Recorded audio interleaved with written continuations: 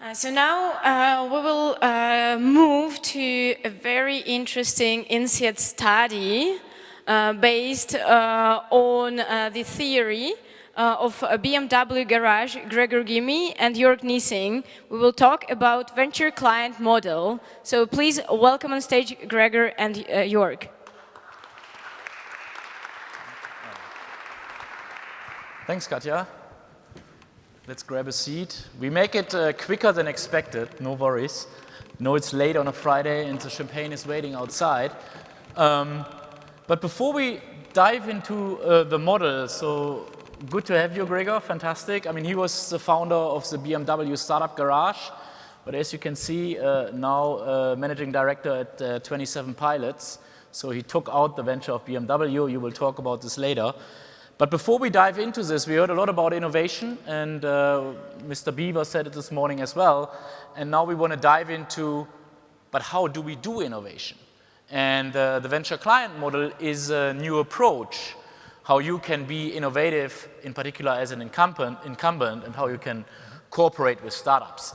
So what does innovation mean? Yeah, not this, but at the end of the day, the real question is, how can you be like a startup? And how can you, we talked about customer centricity, disruption, being agile, and how can you leverage startups in a good way? And some of you maybe are aware of this lady. Raise your hand if you know her. Jennifer Heyman, the founder of Rent the Runway. And the people that have been in Nathan's first innovation class remember this, right? So at the end of the day, as we know, she founded Rent the Runway and did some experiments before. And she saw when she tested it, as for the people that don't know it, that only less than 5% would rent a designer dress online. She still launched it. And as we all know, it was a huge success. At the end of the day, as you can see here, or not, and at the inauguration of Obama's second inauguration, 85% actually wore a dress. So they were super successful. Why was it? Because they leveraged lots of the technologies that incumbents are trying to leverage today. They leverage data analytics, they leveraged other digital trends, they created a platform, and they know how to deal with demand uncertainty. So at the end of the day, if we summarize it before we dive into the model, in today's world, we live in a world where we have lots of uncertainty about the demand, about the technology, and about external uncertainty. And that's where I would like to do a little test here, just quickly, in particular for the incumbents. You might have seen this study done by our friends and colleagues from MIT, where they analyzed companies and put companies in a 2x2, where it's either technological intensity or strategic integration. Everybody here in the room, I would assume, you would like to be a digital expert. But the key question here is, are you better off as a fashionista or as a conservative? So let's do a quick hand. Raise your hand if you are a digital expert. So I see like 5, 6, 7, 8 companies in the room. Raise your hand if you are a fashionista, meaning I'm using lots of digital trends, but I barely think about how do I integrate it into my business model. I barely think about the vision. I barely think about the skills. Who is a fashionista? Be honest. Let me see a few hands. Who is a conservative? We do a little bit. Be carefully think about it. Who is a beginner? So the rest must be a beginner, the other 90%, which is usually the case. When we do the research, roughly 80%, believe it or not, are in this box, beginners. But the key question is, are you better off as a fashionista or are you better off as a conservative? As a conservative, it's actually the market valuation, while it's plus 12 as a digital expert, is -7 if you are a fashionista, but it's +7 if you are conservative. And that's now, if you think about it, fashionistas are burning money. And maybe they go too quickly in investing in digital technology and digital trends. And that's where Gregor comes in, because maybe, Gregor, you want to talk a little bit about your experience at BMW, because it sounds like it was a little bit fashionista, right? Lots of great ideas, lots of money is going into it, but not always a success. Yeah, certainly. First of all, thanks for inviting me to this great auditorium, and always a pleasure to be here in Paris, even though traffic is a ... correct? Which brings us to the topic, correct? I mean, mobility is a big challenge, correct? And BMW and many other companies are really challenged by what's happening out there. And now you're looking at all types of technologies, and you're trying to integrate them, trying to make them work. And all of you probably heard about Tesla, and all of you heard about Uber. And you may think, well, why didn't BMW or Daimler-Benz or Toyota or Ford, come up with those ideas? And I can tell you for certain, I joined BMW in 2012. BMW was talking to Uber back then about investment. Honestly, I don't know what happened, why they didn't invest, but I'm sure that everybody at BMW now today thinks, well, we should have invested, right? But that's what happens when your only tool to approach a startup is investment. It's an extremely uncertain type of, let's say, innovation strategy, if you want, innovation tool. It's extremely expensive. It's extremely uncertain because at the end of the day, you want to work with an Uber or a Tesla when they have 10 employees, right? They have the technology, they have the vision, and that's a point when they work with you. Because once Uber is worth 60 billion, which means 10 billion more than BMW, and Tesla today is also worth more than BMW, they don't really talk to you any longer, correct? And they don't share their technology with you. And so what we saw back then is a way to, you probably need an additional tool to corporate venture capital in order to access those types of innovations from early stage startups and bring them into your company to benefit from them. Yeah. And I mean, related to this point, but maybe before we dive into the venture client model that you came up with, could you describe a little bit, because I'm pretty sure here in the room there are also companies that would even struggle with innovation in general, because again, our research is showing even when it comes to corporate venture capital, many firms are still not doing it. I'm not doing anything, I don't know what's happening behind me. But maybe you can talk a little bit about how BMW approached innovation at that time when you joined. Okay. Well, when I joined in 2012, before joining BMW, I worked many years in Silicon Valley, and one of those companies I worked for was called IDEO Design Thinking. Some of you guys may have heard about that company. So it's a very forward-thinking, new type of, let's say, innovation methodology. And I was called into BMW to set up a team that does that internal innovation strategy. There was no word about working with startups.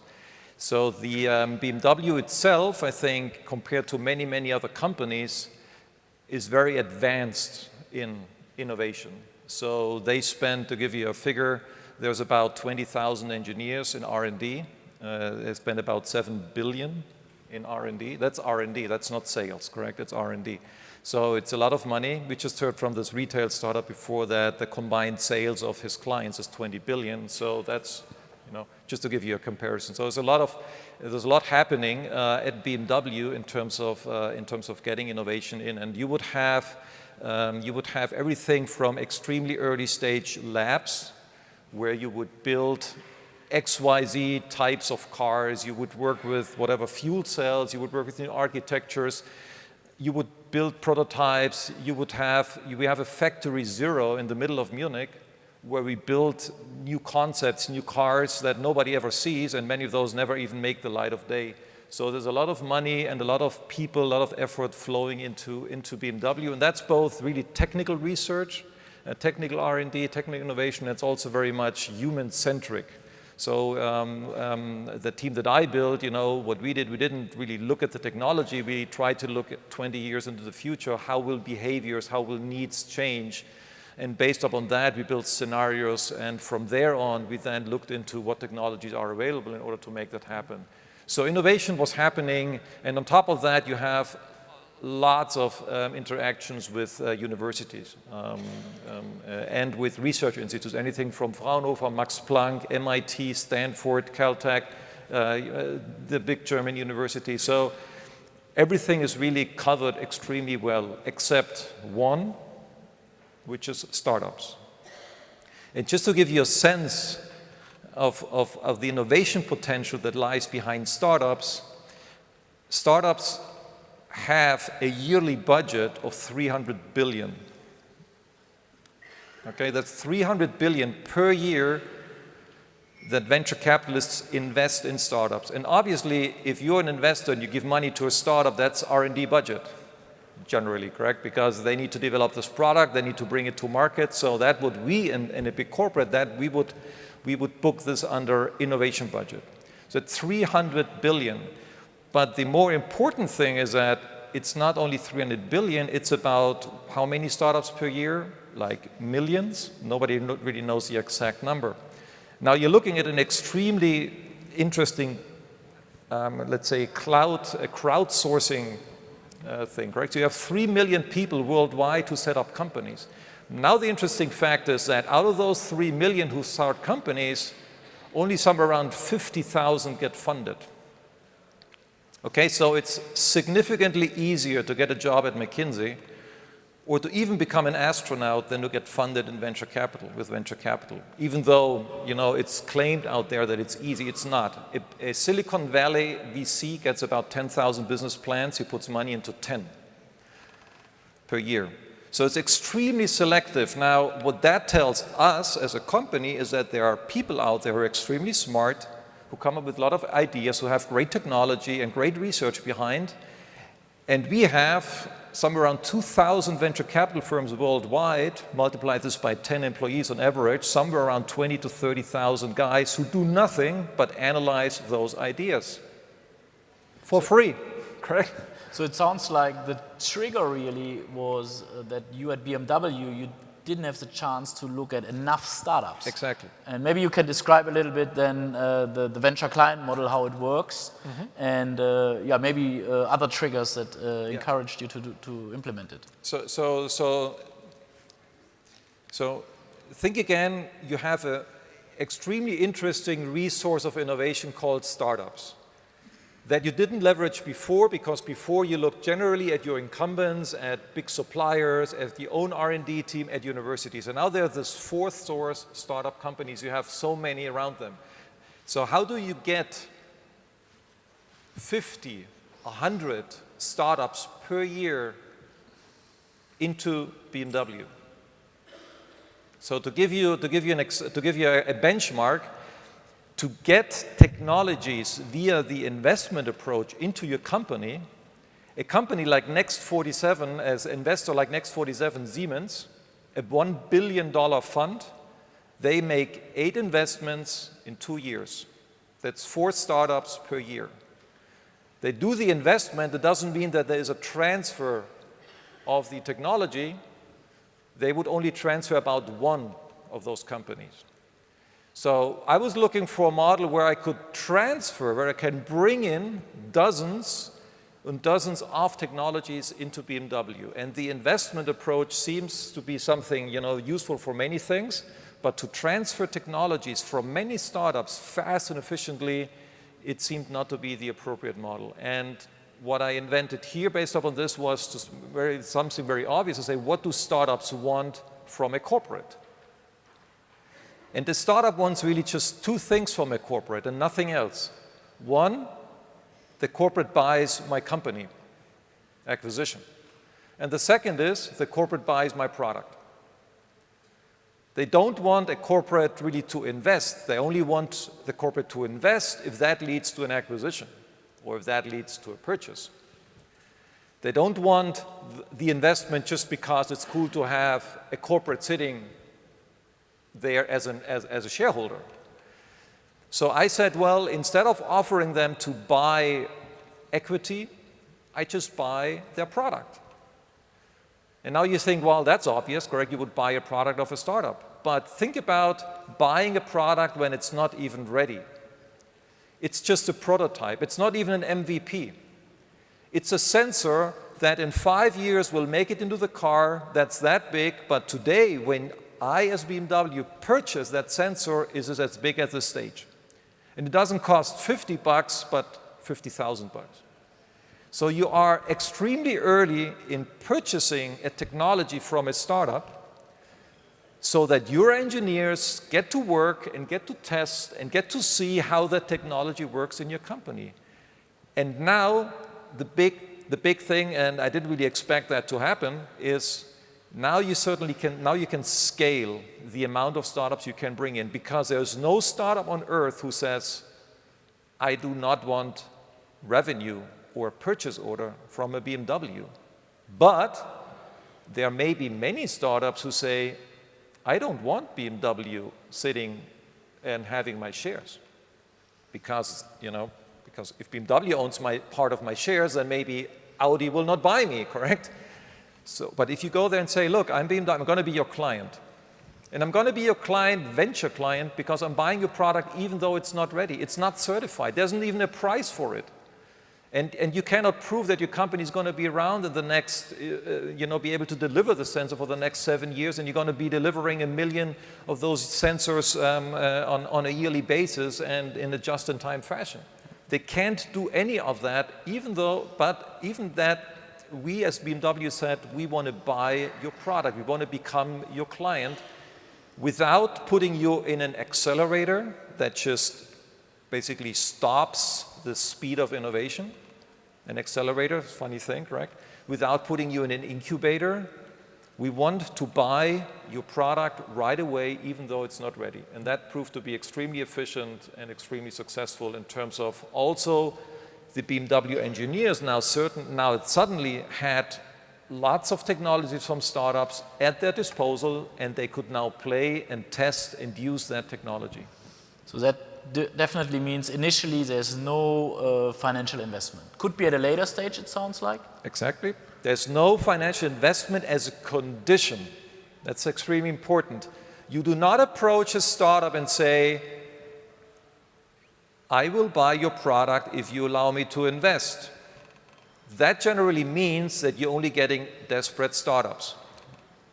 Because the good startups have enough investors. They are oversubscribed. And now you go in as a client and say, look, I want to be your client. And what they're going to say, they say yes, because there's no startup that has ever been successful without a client. You can have $1 billion in funding. If you don't have sales, I mean, you may have some, be lucky to do some maybe early whatever earn-out as a founder, but the company is a failure. Yeah. You need a client, correct? Now you are a client of the startup company, and now you have an extremely fast and deep technology transfer, because now your engineer is working with the CTO, the founder, instead of an investment where your investor, who's not an engineer generally, now sits at the board meeting of a startup. Now the founder of the startup sits with your engineer in the factory, in the car, in the retail, wherever they are, wherever they have the technology, and they transfer that technology and see how that can fit into BMW. And in a later stage, if necessary, BMW may invest if the startup wants. It's not a condition. And yeah, that makes sense. And maybe a question around the opportunities and risks, in particular for the startup. Is there any, can they only do it with BMW? Are they locked in? Or could they still go to Daimler Chrysler? They can go anywhere they want. There is no exclusivity whatsoever. And there is no IP transfer. We even went that far and said, you don't even get a you know, kind of really the only contracts you're signing are two. One, an NDA, and the second is an offer letter. So you get a request for proposal in which you basically set the price for whatever you're selling to BMW. And that's really it. There's no more than that. And by that, we are cutting out all those very expensive, cumbersome legal activities that normally happen between startups and corporates, which do nothing but delay and scare. They scare the startup, but they delay the corporate, because before the startup garage, I still remember an engineer from the battery department telling me, before there's so many great battery startups out there, it takes me a year before I can start working with those guys, just because of all the legal contracts they go back and forth. Yeah. Maybe last question, because then we maybe have some time for questions from the audience as well. I mean, this is one approach. We know, for example, BMW has iVentures. Yep. It sounds like, of course, you are a supporter of the startup garage, but I'm pretty sure different models apply to different situations. How would you compare it? And when should Model A be used and when should Model B be used? Well, there's great synergy between corporate venture capital and between venture clienting. The thing is that as a corporate venture capitalist, you're generally more of a late stage and more of a co-investor. So what we provide to corporate venture capital is a reduction of risk of their investment, and we provide access to startups they wouldn't have before. And that's worth a lot. Insead, I remember an email from a corporate, which is not BMW, who had a very big fund, a very big corporate, who in his email wrote, I am not allowed to invest in this startup. They don't let me in.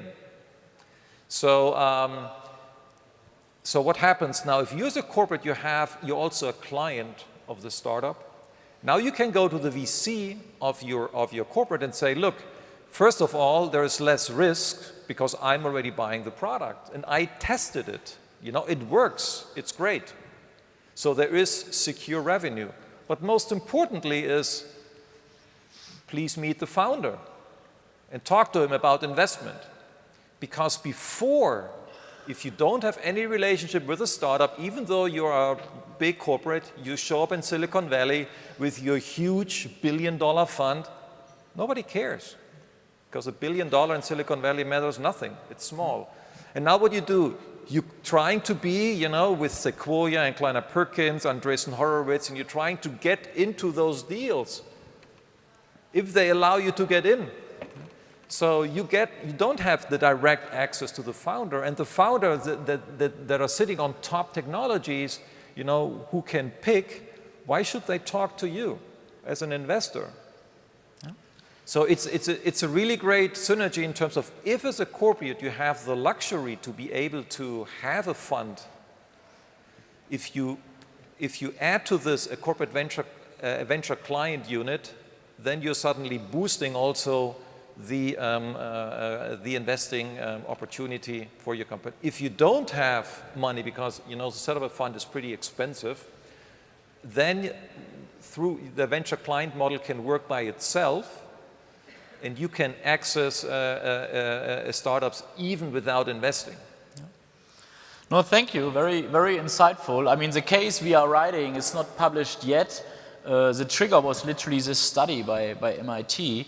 How can you be a fashionista, if you will, looking into lots of startups, collaborating with startups without burning money? So hopefully we can publish the case soon. But any final questions from the audience? Please. So I, first of all, thank you, because I've never heard of this model of innovation, and I think you nailed it on the head. But I am very much aware of all the VCs. Thank you. I thought I spoke loud enough, but apparently not. So I'm aware of a lot of the VCs that end up partnering with big corporates and helping them create their innovation hubs internally. And I always looked at that as a little bit short-sighted, because that means then that let's just say a company, and I'm pulling this out of nowhere, but let's just say a company like L'Oreal, who does not have this model, but if they did, then what they're doing is then they're relying solely on their kind of this VC's vision of innovation and only on their portfolio to then define their innovation strategy. Yeah. So what do you think about that? Do you think that it's also short-sighted? Am I short-sighted? It's also stupid, sorry. Thank you. It's extremely, because first of all, a venture capitalist doesn't know how to innovate. Correct? You ask a venture capitalist is probably a good guy finding people, evaluating, but the challenge behind getting product out of the door in a L'Oreal or a BMW is a challenge that a McKinsey or a BCG, may be able to handle, but certainly not a venture capitalist. And the venture capitalists who are doing that, they're probably the ones who are having a hard time getting money funded. And obviously the second big mistake is around, I as BMW Startup Garage, I as a venture client, I can access any VC, I can access any portfolio, any fund. I have access to 300 billion worth of venture capital on a yearly basis. Why on earth would I partner with one fund and to just have access at the deal flow of this company? This is just completely wrong. Clear answer. There was one more question, yeah? And Katja, you stop us if... Yes, the very last one from a passionate person who will wake up the audience. So Landre, actually we started with Landre. We have the same promotion from Insead, so you will have the priority. And I missed this class at Insead, and that's probably why I have this question. Thanks for the presentation. It's a very fantastic model. But for me, listening to you talk, it hinges very much on the IP and technology transfer relationship, and I'd like to understand a little bit better how this works, if it's not a trade secret, because this seems like the core of the model for me. So I couldn't quite understand your question. The technology transfer relationship and the intellectual property ownership, because you explained that it actually works by an acquisition of the product and not the company. In the venture client model, the intellectual property stays 100% with the startup. But you get to use it before anybody else. Now, if BMW decides, and that's key, because a startup is worthless to BMW if they don't own the IP. If the startup, why? Because if the startup doesn't own the IP, the investor will take out his money. And if the investor takes out the money, then who's paying for the innovation? So in sensors, for example, we're looking at not one startup that has autonomous driving sensors, but 5 or 10 in parallel. Each of those with somewhere around 50 to 100 million worth of funding. That just for this little sensor, that means that VCs are pouring in somewhere around 500 million just for this little sensor. Those are amounts of money you couldn't get anywhere else. So if we as BMW would say to the startup, now give us your IP, the VC would say, A, he would veto it, right? Because if any, he makes money because of the IP, and he would basically take his money back. Now, after a short relationship of 3 to 4 months, where BMW buys this sensor, maybe for 50,000 as opposed to 450, correct, as it would be in a serious production. If we see that this sensor is critical, and we want to be the only ones who own that sensor, you buy the company. Now you acquire the company, and now you have an exit, and everybody's happy. And that's the key thing. Do not approach a startup for partnership with any kind of IP clause, because it will only reduce the quality of the startups that work with you, because the only startups who sign any kind of IP transfer agreement are those who don't have money. And those are exactly the ones you don't want to work with as a corporate. Great, thanks a lot. Yeah, thank you. Thank you very much, Berger, for coming from Germany. And thank you, Jörg, and also Pascal for this wonderful case study that we will soon publish. Don't put us under pressure. Exactly. And